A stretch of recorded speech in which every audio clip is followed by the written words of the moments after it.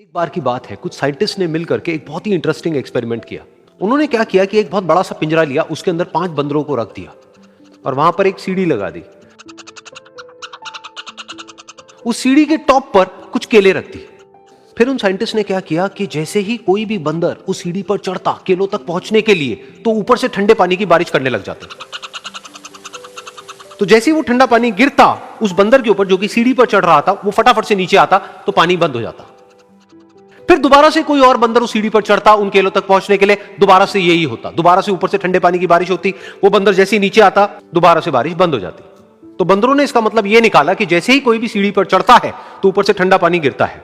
फिर उसके बाद में जैसे ही कोई भी बंदर उस सीढ़ी पर चढ़ने की कोशिश भी करता तो बाकी के बंदर सब इकट्ठे होकर के उसको पकड़ते, उसको मारते, उसको पीटते और उसको नीचे गिरा देते। फिर दोबारा कोई कोशिश करता, दोबारा उसके साथ भी ऐसा ही होता। फिर उन साइंटिस्ट ने क्या किया कि उन 5 बंदरों में से एक बंदर को उस पिंजरे में से निकाला और उसकी जगह एक नए बंदर को उस पिंजरे के अंदर डाल दिया। अब उस बंदर को नहीं पता था कि यहां पर क्या खेल चल रहा है। उसको जैसे ही सीढ़ी के ऊपर वो केले नजर आए, वो फटाफट से उस सीढ़ी के ऊपर चढ़ने लगा। अब की बार साइंटिस्ट ने कोई बारिश नहीं करी, लेकिन फिर भी जो बाकी के बंदर थे उन्होंने इसको पकड़ा, सीढ़ी से नीचे उतारा और मारने पीटने लग गए। इस बंदर को समझ नहीं आया कि मेरे को क्यों मारा जा रहा है, तो उसने दोबारा कोशिश करी। जैसे ही उसने दोबारा कोशिश करी, दोबारा से उन 4 बंदरों ने वही किया। तो अब इस नए बंदर के दिमाग में क्या बैठ गया कि सीढ़ी पर चढ़ना मना है, अगर सीढ़ी पर चढ़ते हैं तो मार पड़ती है। उस सीढ़ी पर चढ़ना क्यों मना है और क्यों मार पड़ती है वो उसको नहीं पता था, बट उसके दिमाग में ये बैठ गया कि इस सीढ़ी पर नहीं चढ़ना है, ना किसी को चढ़ने देना है।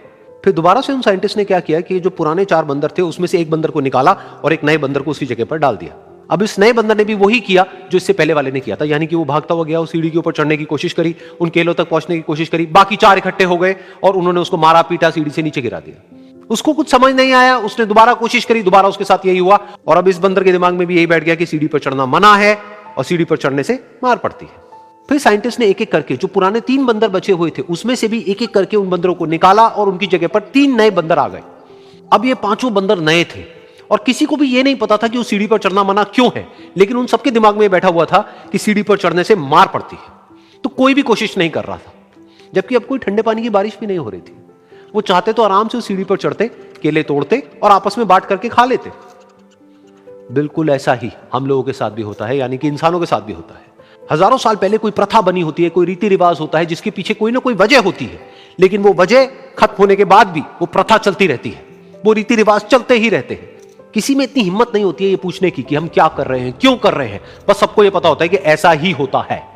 तो वो एक्सपेरिमेंट जिसके बारे में अभी मैंने आप लोगों को बताया, यानी कि वो बंदरों का एक्सपेरिमेंट, उसमें तो बेचारे बंदर हैं, जानवर हैं, उनको नहीं पता है कि क्वेश्चन कैसे पूछते हैं।